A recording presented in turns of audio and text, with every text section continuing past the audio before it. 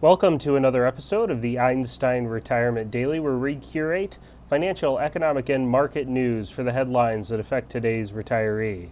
Today we're going to talk about, we're going to talk about when you should file for Social Security at 62, but we're actually going to talk about the reasons why not to. Seems like every day I'm seeing an article that suggests you should file at 62. All that coming right up. As always, if you hear something in today's podcast that causes you to want to take some action or do something to improve your situation, please confer with the appropriate tax, legal, or investment professional who knows your specific situation prior to making any decisions. This podcast should not be construed as specific tax, legal, or investment advice. Okay, here's what we're going to talk about. No specific article am I highlighting in today's podcast. But it seems like almost every day for the last month at least, I am seeing some version of an article that is many times reconstituted. But the point is some version of an article that says, file benefits early, file Social Security early, file at 62, don't wait to file Social Security, something like that. And there are many reasons that can occur that would cause you to say, yeah, filing at 62 might make sense, or at least early to some degree or another, filing those benefits could make sense. However, there are also lots of reasons why not to file at the age of 62. Today's podcast, we're going to cover 5 of those reasons. 5 times you should absolutely not file for Social Security at the age of 62. Reason number 1. You're still working and you're earning more than the earnings test. Whenever you file for Social Security benefits prior to your full retirement age, 62 is prior to your full retirement age, you have something that is called the earnings test. The earnings test says that you can earn no more than $18,960. If you earn more than $18,960, Social Security starts caring about the amount that you earn above that limit. In this year, it's $18,960. That's 2021 if you're listening to this in 2021. If you're happy to listen to this in a future year, if you're a future listener, then do be mindful that that amount does typically increase on an annual basis. So last year was 18,000 and something. I don't have them memorized in prior years. I do good enough just to memorize the one for the current year. But the point is that if you go above those limits, then you have to start paying back Social Security, $1 for every 2 that you earn above the limit.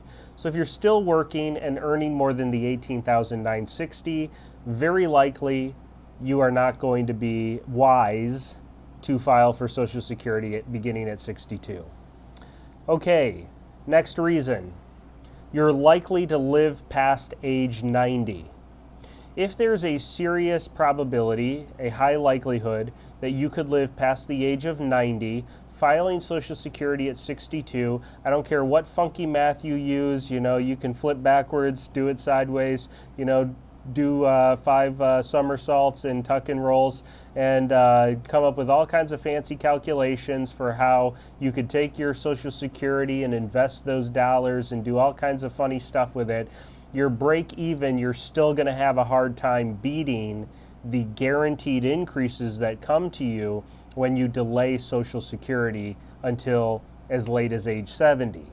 So Social Security, when you file early, it's a reduced benefit. Delaying till full retirement age gets you some increases up to your primary insurance amount, your full retirement age benefit.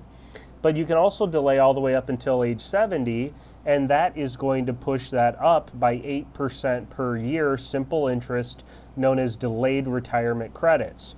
And so you're going to be very difficult. It's going to be a hard task to invest, say, your Social Security dollars in such a way that you will beat long-term from a break-even perspective, having delayed filing to a later age. So if you think you could live past age 90, probably you don't want to file Social Security at 62. Third reason.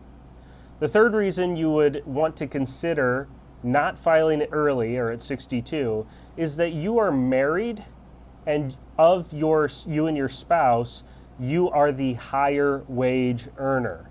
Why is it that higher wage earners are very discouraged, let's say, from retirement planners like myself, from being the person that files early, say as early as age 62?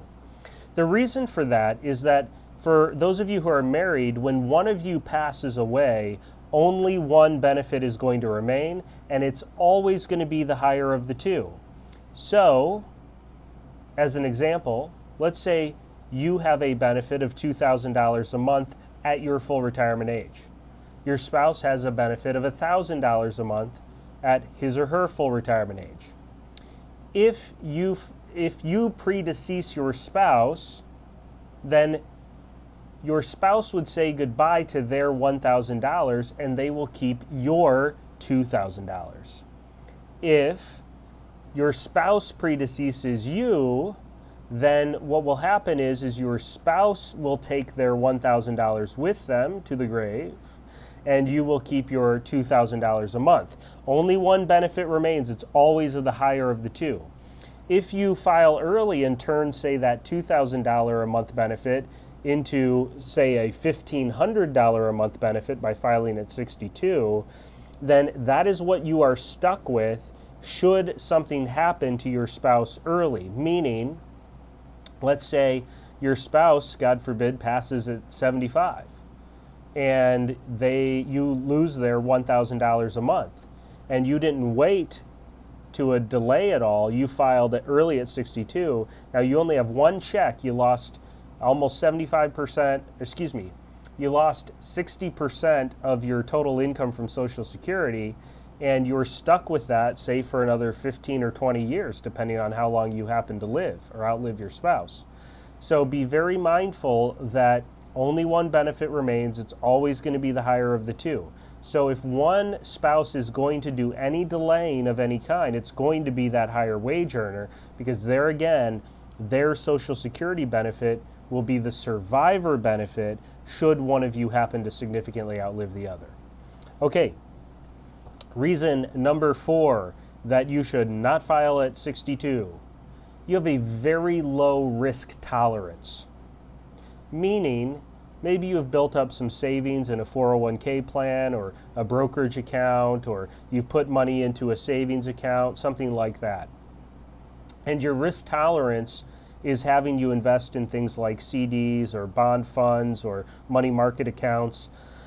The point is that there's no way with those types of investments, at least not in today's interest rate environment, that you are going to earn better than an 8% guaranteed increase on your Social Security. Remember, from full retirement age to as late as age 70, you earn an 8% guaranteed increase to your Social Security benefit on an annual basis until you reach the age of 70. So, you're not going to beat that with your investments, especially if you have a very low risk tolerance. The idea with filing early oftentimes is that you take those dollars and it allows you to, say, keep more dollars of your investments going. Or it allows you to actually take those dollars and go invest those to try and get a better long-term outcome. But if you have a very low risk tolerance, you're not going to beat an 8% guaranteed increase from Social Security. So that would be reason number 4, not to file at 62. Reason number 5 for not filing at 62 is if you have large IRA and 401k or 403b or TSP or TIAA qualified accounts, 457s, simple IRAs, SEP IRAs, SERPs, SLRPs. That's a joke that for those of you who are avid watchers, you've seen some of our Retirement 360. Dave told that joke one time. I thought it was pretty funny. Anyway, so the point is why is it a problem to file Social Security early at 62 when you have very large IRA or qualified account balances? The reason generally is not going to show up very obviously. It's going to show up later in life when you are filing taxes after you have mandatorily started what is known as a required minimum distribution. Social Security technically is a tax advantageous source of income. The most you could be taxed on is 85% of your benefits. But there is this window, this corridor that you can enter called the tax torpedo corridor. Now I coined the corridor part. Tax torpedo is something that many people have written about and talked about. But there's this corridor, a tax torpedo corridor, where you're being taxed on Social Security, but you're not being taxed on the full 85%. Any dollars of income that you generate when you're in that corridor are going to get double taxed. So if you're in the 12% tax bracket and you take another dollar of income, say from your IRA, maybe because of a required minimum distribution, you don't have a choice, you have to pull those dollars, then when you take those dollars out, it's going to double the tax when you're in that corridor. Because you add a dollar of income, you also add a dollar of Social Security that becomes taxable. So if you have very large IRA and qualified account balances, delaying Social Security as a tax planning strategy so that you can do, say, a lot of Roth conversions early on or something like that, get those balances down, maybe put a little extra spending pressure on those account balances so that once you file Social Security at a later date and then you have your RMDs might be very low, or if you're aggressive enough, maybe you don't have an RMD because you converted all your IRA balances into Roth. These types of strategies can really give you a big boost. So if you have a very large IRA or tax qualified accounts, that could be another reason why you might not want to file Social Security at the age of 62. Okay, I had a lot of fun doing this because this is what I talk about all the time. This and similar topics around Social Security is what we cover in our Social Security workshop. If you've never attended one of our workshops, I'd love to see you there. I would enjoy having your attendance. If you don't know how to sign up for one, simply go to our website, EinsteinRetirementWorkshops.com, or visit our Facebook page, again, Einstein Retirement Workshops. Send us a message through either source, and we'd love to get you signed up for one of those workshops and have you attend. You can also subscribe to our YouTube channel, and you'll see when we go live for doing those workshops. You can follow our Facebook page as well, similar result there. And we would love to have you attend one of those workshops. With that, we'll wrap up today's podcast. Thank you for your wonderful attendance to these podcasts and watching and being a consistent and loyal listener. And we look forward to covering many additional topics that you would enjoy, especially around Social Security, because I can give you a lot of help with that one. I can tell you that. All right, good enough for today. Everyone enjoy a wonderful weekend. If you're listening to this in the future, happens to be Friday today. So if the weekend's a few days off because you're listening to this a few days later, sorry for that. But we'll wrap up for now. All right, thanks.